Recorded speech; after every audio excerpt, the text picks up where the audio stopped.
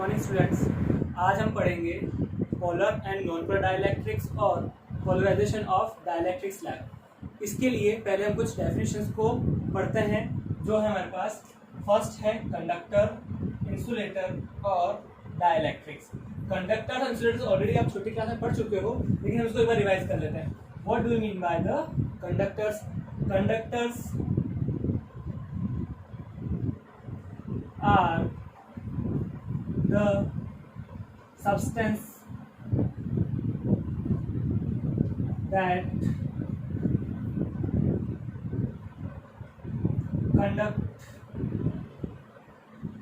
electricity through them. It means ऐसे substance जिनमें से इलेक्ट्रिसिटी को हम फ्लो करा सकते हैं, इलेक्ट्रिसिटी कंडक्ट करा सकते हैं, ऐसे सब्सटेंस को हम कहते हैं कंडक्टर। और हम जानते हैं कि कंडक्टर्स में इलेक्ट्रिसिटी फ्लो होती है, वो होती है due to free electrons. Okay, and what is the insulator? Insulator just suppose the substance are does not conduct electricity from substance that does not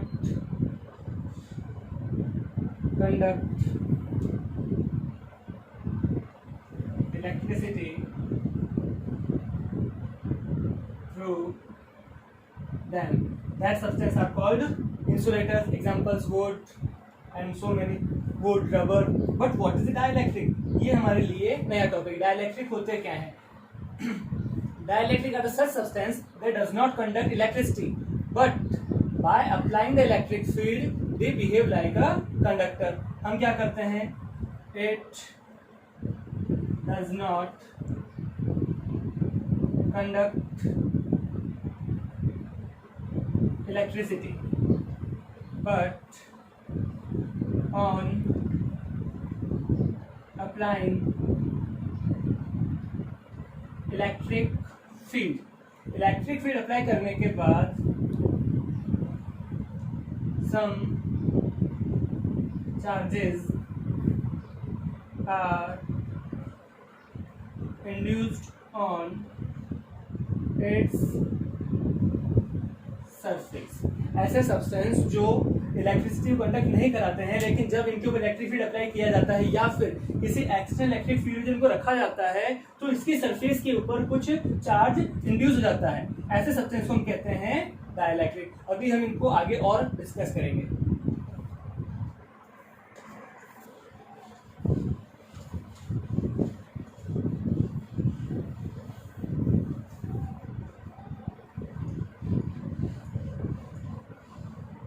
हम पढ़ते हैं हमारा अगला topic, polar and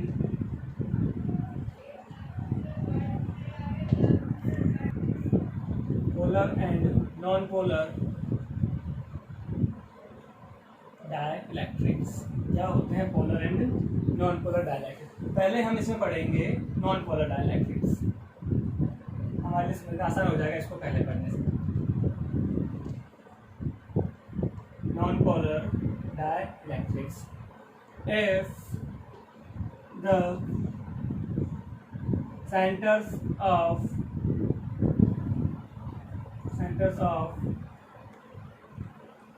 gravity of positive and negative charges coincide each other in atom or molecules of dielectric. Such substances are called non-polar dielectrics. क्या मतलब हुआ? अगर centre of gravity of positive and negative charges coincide each other, इसका मतलब हमारे पास अगर substance इस तरह से है कि हमारे पास अगर पॉजिटिव चार्ज और नेगेटिव चार्ज का जो सेंटर ऑफ ग्रेविटी है दोनों क्या हो, एक ही जगह हो, तो ऐसे सब्सटेंस है उनको हम बोलेंगे नॉन पोलर डाइलेक्ट्रिक। हम अगर कहते हैं ये पॉजिटिव चार्ज है तो इसका सेंटर ऑफ ग्रेविटी इस जगह आएगा, और जो हमारे पास नेगेटिव चार्ज है ये कंप्लीटली होल स्प्रेड हुआ है, अगर इसका जो नेगेटिव चार्ज का अगर बोलते हैं तो हमारे पास इसका जो सेंटर ऑफ ग्रेविटी आएगा वो भी इसी जगह आएगा। इसका मतलब जब भी पॉजिटिव चार्ज और नेगेटिव चार्ज का सेंटर ऑफ ग्रेविटी एक ही जगह हो तो ऐसे सब्सटेंस जो होते हैं उनको हम बोलते हैं नॉन पोलर डाइलेक्ट्रिक। उसके अलावा अगर हम बात करें पॉजिटिव चार्ज और नेगेटिव चार्ज, अगर उसको डायपोल से कंपेयर करें तो पॉजिटिव चार्ज और नेगेटिव चार्ज के सेंटर एक ही जगह है, इसका मतलब there is no separation distance between the charges. Positive charge और नेगेटिव चार्ज में कोई सेपरेशन डिस्टेंस नहीं है, तो इसका हमारे पास electric dipole moment that will be zero. हम डायपोल मोमेंट क्या बोलते हैं, चार्ज मल्टीप्लाई बाय डिस्टेंस, और यहाँ पे इन दोनों चार्जेस जो सेंटर्स हैं उनके बीच में डिस्टेंस हो जाएगा जीरो, तो उसी कारण हमारा इलेक्ट्रिक डायपोल मोमेंट है उसको भी हो जाएगा जीरो। इसका मतलब इस तरह के सब्सटेंस को हम बोलेंगे non polar dielectrics. What are the polar dielectrics? If the centers of the gravity of positive and negative charges does not coincide each other,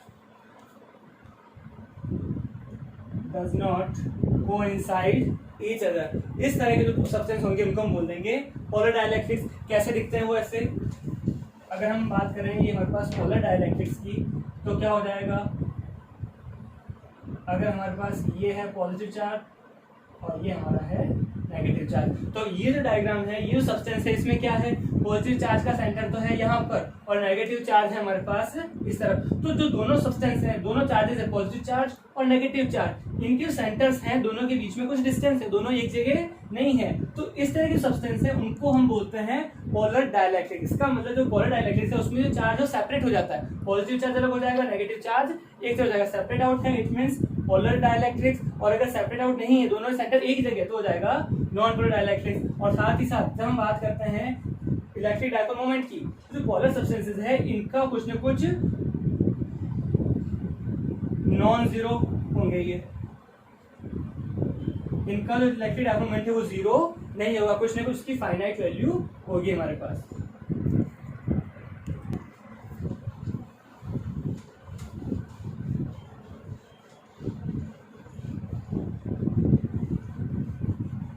हमारा नेक्स्ट टॉपिक है पोलराइजेशन ऑफ डाइलेक्ट्रिक स्लैब।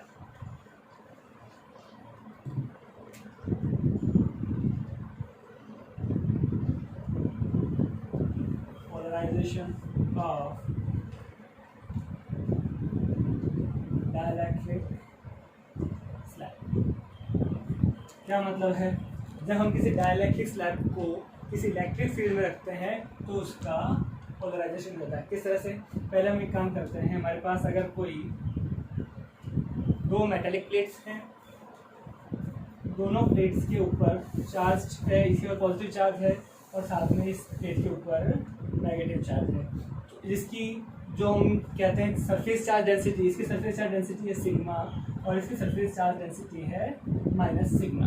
तो ये जो दो metallic plates हैं जिसके कारण क्या होगा, इन दोनों प्लेट्स के बीच में एक इलेक्ट्रिक फील्ड जनरेट होगा, और उस इलेक्ट्रिक फील्ड में अगर हम किसी डाइलेक्ट्रिक स्लैब को रखते हैं तो उसका पोलराइजेशन किस तरह से होता है। पहले तो हम ये डिस्कस करते हैं कि जो इलेक्ट्रिक फील्ड जनरेट किया है दो मेटालिक प्लेट्स के बीच में, तो ये जो इलेक्ट्रिक फील्ड है इसकी वैल्यू क्या होगी। वैसे हम इसको पहले कैलकुलेट कर चुके हैं लेकिन एक बार फिर कर लेते हैं। हमको अगर बीच में किसी पॉइंट पर इलेक्ट्रिक फील्ड निकालना है तो हम कहेंगे कि वहां पर क्या होगा, एक पॉजिटिव टेस्ट चार्ज को हम कंसीडर करेंगे, तो इसके ऊपर हम पहले डायरेक्शन निकालेंगे, ये पॉजिटिव और ये positive, direction will be repulsion, ये माइनस और ये प्लस, डायरेक्शन अगेन ये वाली आएगी। और हम जानते हैं electric field due to a charge plate वो हमारे पास होता है सिग्मा अपॉन 2 एप्सिलॉन नॉट। तो इस पॉइंट के ऊपर इस प्लेट के कारण जो इलेक्ट्रिक फील्ड जनरेट होगा वो होगा सिग्मा अपॉन 2 एप्सिलॉन नॉट, और इस प्लेट के कारण जो इलेक्ट्रिक फील्ड जनरेट होगा वो भी हो जाएगा सिग्मा अपॉन 2 एप्सिलॉन नॉट। जब हम दोनों को ऐड करेंगे, टोटल इलेक्ट्रिक दोनों सेम डायरेक्शन में है, तो हमारे पास जो टोटल इलेक्ट्रिक फील्ड आएगा वो आएगा sigma upon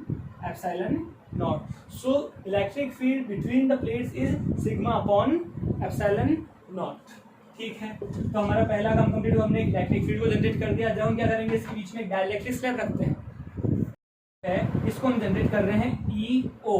EO is the applied electric field, या हम कह सकते हैं ओरिजिनल इलेक्ट्रिक फील्ड। जो इस इलेक्ट्रिक फील्ड की डायरेक्शन होगी वो होगी इस तरफ, यहाँ से इस तरफ, डायरेक्शन ऑफ EO। और हम यहाँ पे इसके लिख देते हैं EO is sigma upon epsilon not.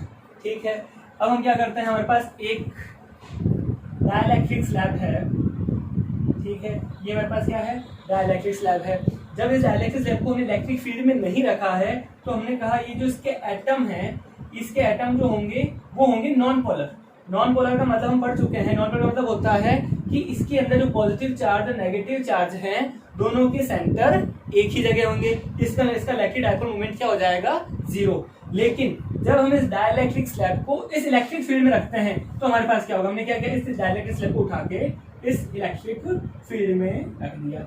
लेकिन जैसे ही हम क्या करते हैं, इस डाइलेक्ट्रिक स्लैब को फील्ड में रखते हैं तो ये जो हमारे पास नॉन पोलर एटम्स है इस फील्ड में आके पोलराइज हो जाएंगे। पोलराइज कैसे हो जाएंगे, अभी यहाँ पे क्या पॉजिटिव नेगेटिव दोनों का सेंटर एक है, लेकिन जैसे हम रखेंगे इसको फील्ड में तो इसका शेप होगा वो इस तरह से हो जाएगा। क्यों होगा, क्योंकि ये पॉजिटिव चार्ज है और इसका जो नेगेटिव चार्ज है वो इसके कारण अट्रैक्ट हो जाएगा। तो यहाँ पर हो जाएगा नेगेटिव और यहाँ पर हो जाएगा पॉजिटिव, और जो इसके पास वाला एटम है वो भी क्या हो जाएगा, इस तरह से कन्वर्ट हो जाएगा। इस प्लस के पास में ये माइनस आ जाएगा, उधर ये प्लस आ जाता है कि प्लस और माइनस अट्रैक्ट हो जाएंगे। तो हमारे पास जितने भी एटम्स हैं तो उनका जो शेप हो जाएगा वो पोलराइज हो जाएगा, वो नॉन पोलर से पोलर में कन्वर्ट हो जाएंगे। तो हमारे पास जो स्लैब है उसका क्या हो गया, पोलराइजेशन हो गया। ठीक है, पोलराइजेशन के कारण क्या होगा हमारे पास, पोलराइजेशन के कारण हमारे पास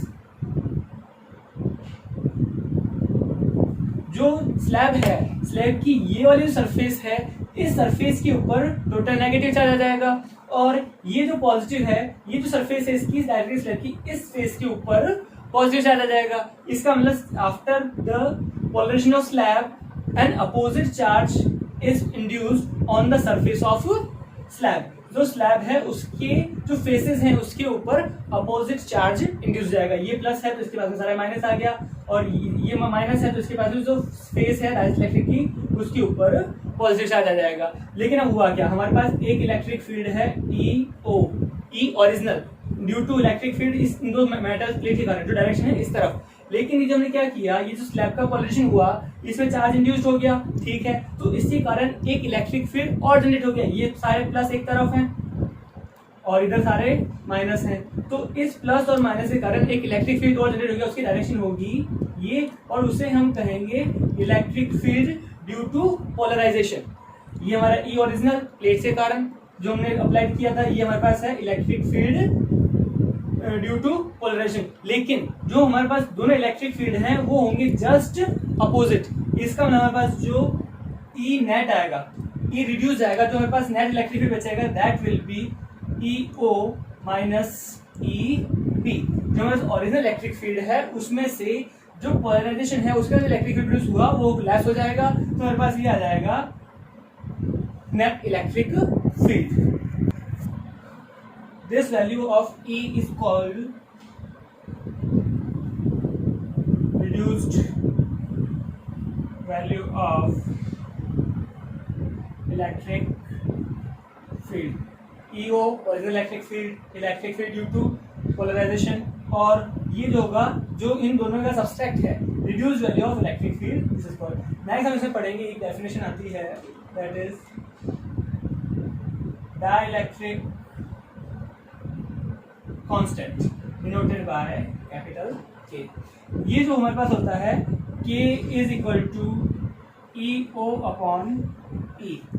It means the ratio of applied electric field to the reduced value of electric field, this is called dielectric constant। हमने जो पहले इलेक्ट्रिक फील्ड जनरेट किया था that is EO, और जो हमारे पास इसकी पोलराइजेशन और इलेक्ट्रिक फील्ड कम हो गया, कम होने के बाद जो हमारे पास इलेक्ट्रिक फील्ड बचा है नेट इलेक्ट्रिक फील्ड, इन दोनों का रेशो इसे हम कहते हैं dielectric constant.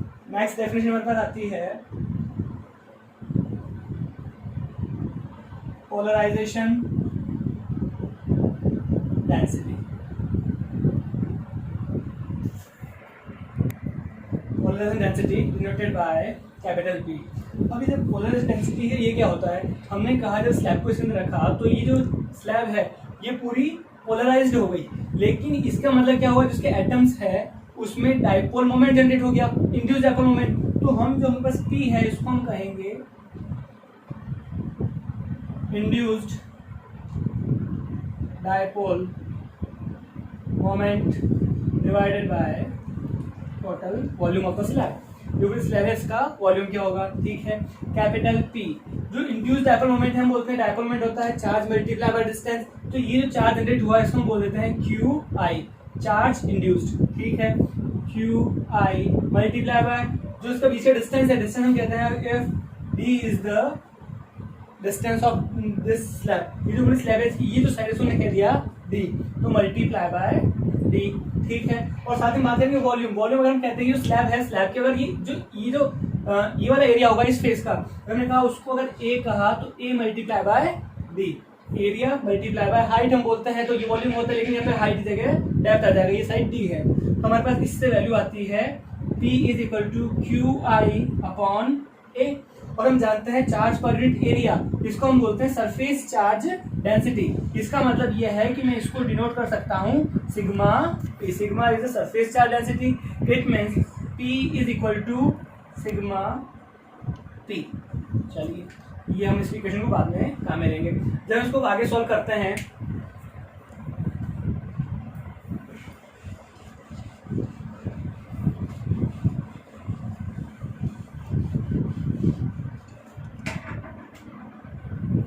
Using this equation, E is equal to EO minus EP। अगर हम बात करें reduce electric field, E is equal to हम सिग्मा अपॉन एप्सिलॉन नॉट होगा, लेकिन जो सिग्मा की वैल्यू है वो भी क्या हो जाएगी, रिड्यूस हो जाएगी। तो जो नेट इलेक्ट्रिक फील्ड है उसको हम कह सकते हैं sigma minus sigma P divided by epsilon nought, ठीक है।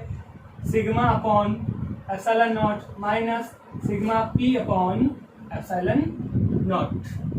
सो E is equal to sigma upon epsilon nought that is EO minus sigma P को हम लिख सकते हैं P, हमने किया पोलराइजेशन डेंसिटी, तो P अपॉन एप्सिलॉन नॉट। इस इक्वेशन को भी हम एक बार काम में ले लेते हैं। नेक्स्ट है इलेक्ट्रिक सस्पेक्टिबिलिटी।